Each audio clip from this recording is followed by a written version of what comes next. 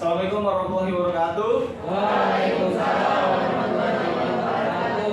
Bagaimana semua? Sehat atau ada yang sakit? Sehat. Oke, baik. Sebelum kita memulai sosiologi kelas bersama Pak Syah, kita akan berdoa dulu. Ketua kelas, silakan bimbing doa. Oke, baik Pak. Siap. Berdoa dimulai.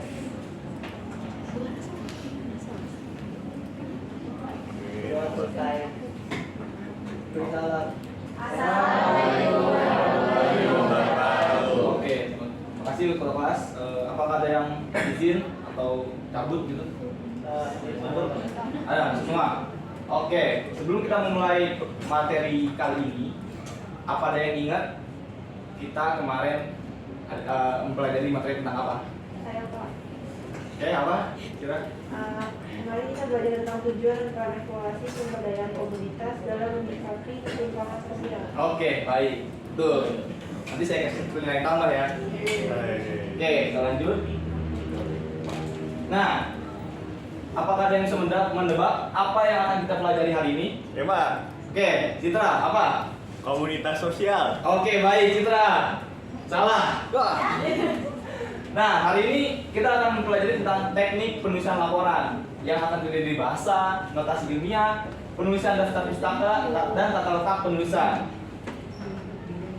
Nah, kenapa? Padahal kita kemarin belajar tentang pemberdayaan, kemiskinan, diskriminasi gitu kan. Karena nanti kita akan ada tugas. Tugasnya menulis laporan, itu seperti paper gitu ya. Oke.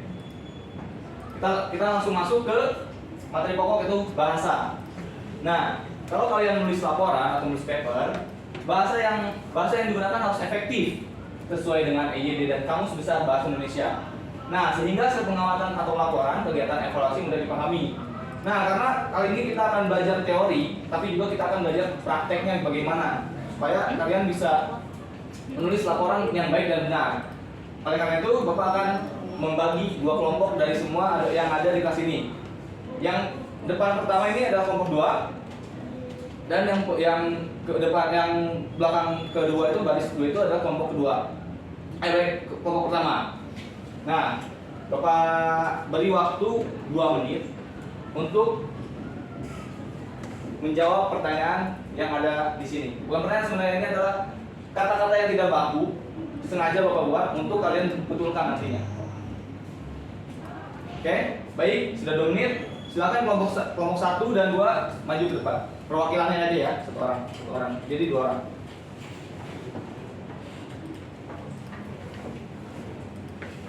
Nah, nomor 1 dan 2 adalah untuk kelompok 1. Oke. Kelompok 2 tunggu dulu ya.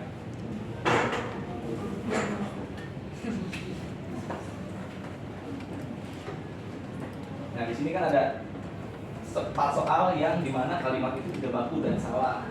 Ini ada orang akan tertawa kalau melihat hal-hal yang lucu, tanda tanda miring. Yang kedua, mak marah gara-gara gue cabut sekolah. Biasa gitu kan anak-anak sekarang, gitu. Yang ketiga, salah satu pahlawan yang berjasa untuk bangsa Indonesia adalah Pangeran Diponegoro. Ini terlihat seperti kalimat yang benar, tapi salah sebenarnya. Yang keempat, kasus korupsi yang menghebohkan Indonesia tersebut juga menyeret nama Gubernur Jawa Barat bergelombang. Nah, itu juga sebenarnya salah kalimatnya. Jadi kalian betulkan.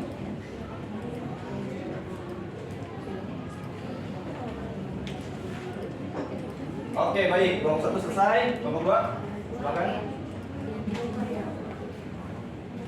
Oke, kelompok 2. Langsung saja tulis.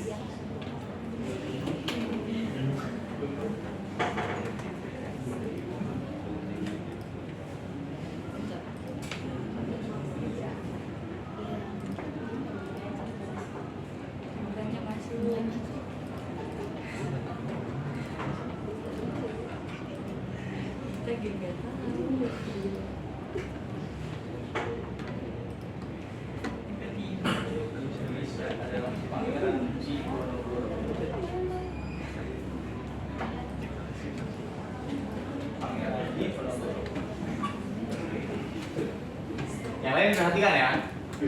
Jangan ngobrol. Oke, Irwan.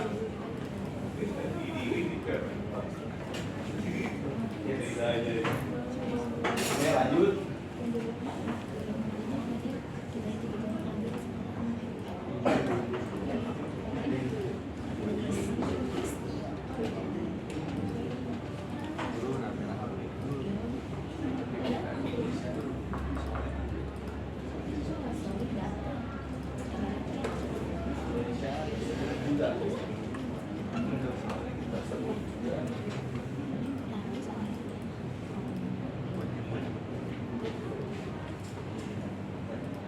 Menyeret nama Gubernur Jawa Barat. Nama Gubernur Jawa Barat.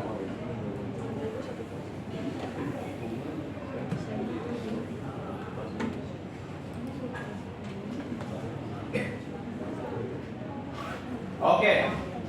Ada kan? Kelompok 2, makasih. Nah, mari kita bahas ya. Yang pertama, jawaban kelompok 1. Yang dimana soalnya orang akan tertawa kalau melihat hal-hal yang lucu. Nah, jawabnya di sini orang. Kalimat pertama itu harus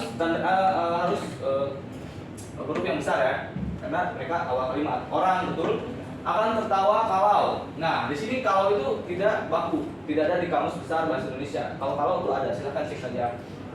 Melihat hal-hal. Nah, pengulangan kata itu harusnya hal strip hal, bukan hal dua gitu. Kalian sukanya tulisnya hal dua gitu kan? Kalau misalkan nulis pengulangan kata yang lucu, dan jangan lupa tanda titik di akhir kalimat. Untuk nah ini kalau yang nomor 1 betul. Untuk yang kedua, mak bahasa bakunya itu ibu. Untuk di bahasa Indonesia, ibu saya marah gara-gara saya cabut sekolah.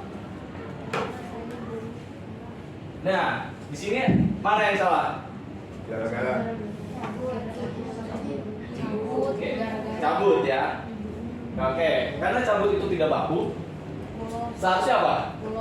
Bolos, benar. Seharusnya ini bolos. Bolos. Sekolah. Oke, kita lanjut ke kelompok 2.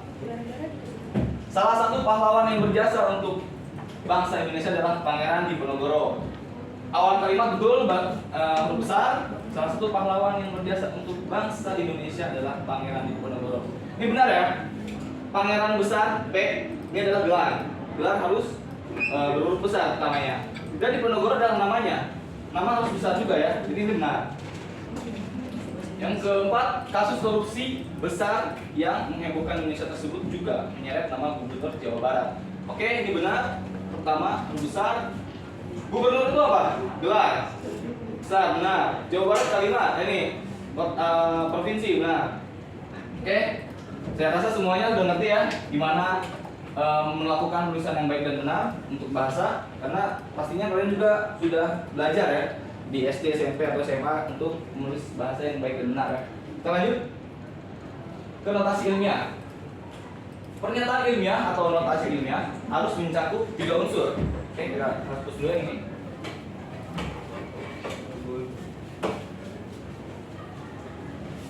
Nah, 3 unsur, yaitu yang pertama, mampu diidentifikasikan orang yang membuat pertanyaan tersebut. Yang kedua, mampu diidentifikasikan media komunikasi ilmiah seperti buku, jurnal maupun karya. Yang ketiga, mampu diidentifikasikan lembaga yang menerbitkan publikasi ilmiah tersebut beserta domisili dan waktu penerbitan dilakukan. Ada 2 macam teknik notasi ilmiah ya.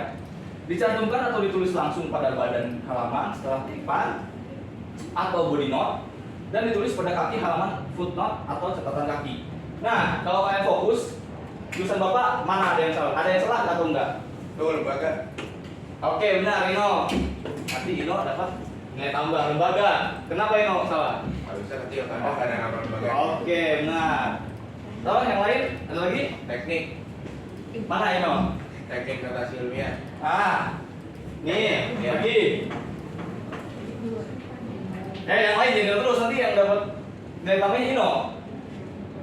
Udah Pak, langsung pada. Nggak usah dispasi itu. Oke, ini. Wah, Ino di band ya sama Bapak.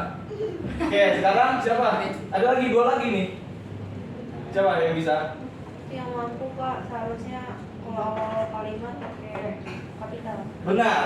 ini kan ada titik dan awal kalimat harusnya tanda besar. Sira benar. Nah ini lagi juga. Oke, berarti kalian fokus semuanya ya. Oke, mantap. Nah, kita lanjut ke footnote.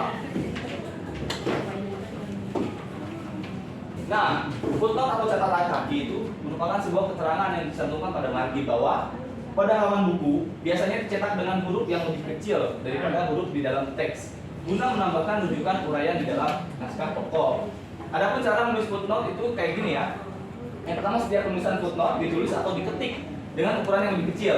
Biasanya menggunakan font 10 dari standar penulisan font ukuran 12. Yang kedua, penulisan catatan kaki menggunakan spasi 1. Yang ketiga, nomor footnote agak diangkat sedikit di atas baris biasanya, tetapi tidak sampai setinggi 1 spasi dan ukurannya sedikit lebih kecil. Setiap awal penulisan footnote selalu diawali dengan tulisan yang menjorok ke dalam atau sama dengan saat memulai baris baru. Jika penulisan footnote lebih dari 1 baris, maka baris selanjutnya dari footnote tersebut dimulai seperti margin teks biasa atau tepat pada margin kiri. Yang kelima, nama pengarang ditulis menurut urutan nama aslinya. Pangkat atau gelar itu nggak ditulis ya, seperti profesor, doktor, insinyur dan sebagainya, itu tidak perlu dicantumkan. Yang keenam, nama pengarang dari sumber tidak dibalik, baik nama asing atau nama Indonesia. Jadi namanya nggak dibalik ya. Setiap penulisan nama pengarang harus lengkap dan jelas jika sumber berupa buku, majalah, atau koran. Pengarang yang jumlahnya lebih dari 3 biasanya ditulis nama pertama aja. Jadi misalkan yang nulis itu Adit, Rehan, Irwan, dan Dino. Nah itu ditulisnya satu aja, misalkan Adit DKK gitu ya. 9, jika catatan kaki mengacu pada sumber yang sama dan dalam 2 nomor berturut-turut tidak perlu ditulis lengkap dengan identitas yang sama. Yang terakhir, kemudian jika sumber yang sama dipakai nomor yang tidak berurutan atau melompati catatan kaki dengan nomor lain, cukup tuliskan JIT. Nah kalau misalkan yang sama itu IBIT, kalau yang tidak berurutan itu JIT. Oke, ini ada berbagai macam footnote nih. Banyak, tapi Bapak yakin kalian tuh pasti ngambil referensinya paling dari buku, jurnal, atau paling banyak nih dari internet ya. Kalau dari buku tuh pertama namanya, misalkan Budi Harsono, judul, habis judul, kota yang menerbitkan, dan alamat. Kalau jurnal itu nama, habis nama itu adalah tahun, judul, dan penerbit, habis itu halamannya. Nah, kalau misalkan kalian yang kutipnya dari internet, misalkan kalian kutip dari Kompas gitu. Nah, tulis Kompas, tahun, tanggal tayangnya, terbitnya, judul, dan diaksesnya kapan. Nah, kita ke body note. Body note atau catatan tubuh yaitu catatan khusus yang diletakkan tepat setelah akhir sebuah kutipan yang hendak diberi catatan. Biasanya ditandai dengan tanda kurung. Adapun cara penulisan body note sebagai berikut nih. Yang pertama, body note itu nyatu dengan naskah. Yang kedua, body note itu memuat nama belakang penulisnya aja, tahun terbit dan halaman yang dikutip. Ketiga, nama penulis, tahun terbit dan halaman berada dalam tanda kurung. Nah, 4, nama penulis menyatu dalam naskah tulisan, tidak berada dalam tanda kurung. Sementara tahun penerbitan halaman berada dalam tanda kurung. Oke? Apakah selanjutnya ada yang ingin bertanya sebelum ke materi selanjutnya? Saya Pak, Apa tuh? bedanya footnote sama body note di contoh di sebelah ini di gimana Pak? Oke, pertanyaan bagus nih. Jadi gini, ini kan dijelaskan catatan tubuh menyatu dengan naskah. Menurut Ria, yang mana body note, yang mana footnote? Yang mana? Satu footnote. Oke, benar. Karena apa?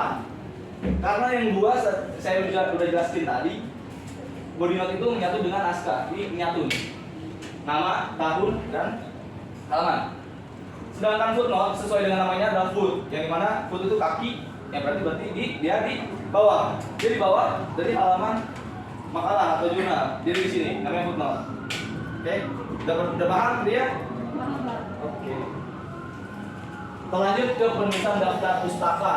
Nah, semua kutipan yang ditulis dalam laporan evaluasi harus dituliskan sumber pustakanya, baik kutipan langsung maupun kutipan tidak langsung. Penulisan sumber referensi tertulis dalam daftar pustaka yang disusun berdasarkan abjad huruf awal nama familinya bagi penulis internasional. Sedangkan nama penulis Indonesia tidak perlu dibalik namanya, karena nama belakang kebanyakan bukan nama family. Nah, setelah penulisan nama diikuti tahun penerbitan buku, judul buku, kota penerbit, dan nama penerbit buku. Nah, misal Bapak kan orang Indonesia nih, perdana itu bukan nama famili Bapak ya. Jadi Syariah perdana, kalau misalkan Bapak orang luar negeri, Pendragon Syariah gitu. Oke, lanjut. Nah, ini contoh data pustaka. Kalau dari buku itu, ini kan famili dibalik. Knight John tahun ini. Kalau dari internet itu, kalau misalkan ini famili juga, dibalik juga Reza Joko Iqbal gitu ya. Oke, kalau dari artikel jurnal juga sama. Dibalik kalau misalkan itu famili, kalau bukan yang famili tidak dibalik, oke. Nah, tapi karena kalian banyaknya kutip dari internet, Bapak harap kalian bisa memperhatikan ini ya. Nama, tahun, judul, URL, dan diakses kapan. Oke. Nah, ini yang dari internet. Siapa yang bisa membuat cara penulisannya? Senyuman. Oke, Dika, gimana? Ini kalau salah nggak apa-apa, Pak. Gak apa. Yang pertama itu nama. Oke, nama. Gimana namanya? Tapi karena itu family, jadi dibalik dulu, Pak. Oke, benar. Pendragon Syariah, terus Nah, habis itu tahun. tahun 15. Habis itu judul ya, Pak. Oke, benar. Judul. Terus Habis judul baru artikel atau URL. oke, URL. Terus terakhir. Habis itu yang terakhir waktu akses. Betul, Dika. Dika bakal kasih nilai tambah, oke? Terima kasih, Pak. Oke. Nah, seperti ini ya. Contohnya, Pendragon Syariah tahun ini tuh dan akses. Oke, kita terakhir nih. Materi terakhir itu tata letak penulisan. Penulisan laporan, penelitian atau kegiatan evaluasi mampu dilakukan dengan aturan yang disepakati nih. Tata letak penulisan laporan yang sering digunakan sebagai acuan peneliti laporan tuh biasanya tuh ukuran A4, marginnya 333 atau 4343, spasi 1,5. Dan yang terakhir, tulisan label dan gambar harus ada nama dan sumber. Oke, baik, karena sudah selesai. Apakah ada yang ingin menyimpulkan? Ada yang bisa menyimpulkan? Oke, mulai. Kesimpulannya adalah dalam penulisan laporan bahasa yang digunakan harus sesuai dengan PJJ dan Kamus Besar Bahasa Indonesia. Tidak boleh pakai bahasa yang tidak baku. Dalam notasi ilmiah harus mencakup 3 unsur, yaitu mampu diidentifikasikan orang yang membuat pernyataan tersebut, mampu diidentifikasikan media komunikasi ilmiah seperti buku, jurnal, maupun instrumen karya. Oke, baik, Maul. Makasih, Maul. Oke, nih, sebelum kita tutup, sebelum kita pulang, Bapak ada tugas buat kalian. Nah, buatlah 5 kelompok dari keseluruhan siswa untuk mengerjakan soal yang akan diujikan, yaitu menyempurnakan daftar pustaka yang salah menjadi baik dan benar. Nanti Bapak kirimin ke kota kelas untuk soalnya. Oke? Karena sudah waktunya pulang, sebelum pulang ke kota kelas, pimpin doa dulu lagi. Kita doa penutupan. Baik ya. Siap. Sudah dimulai.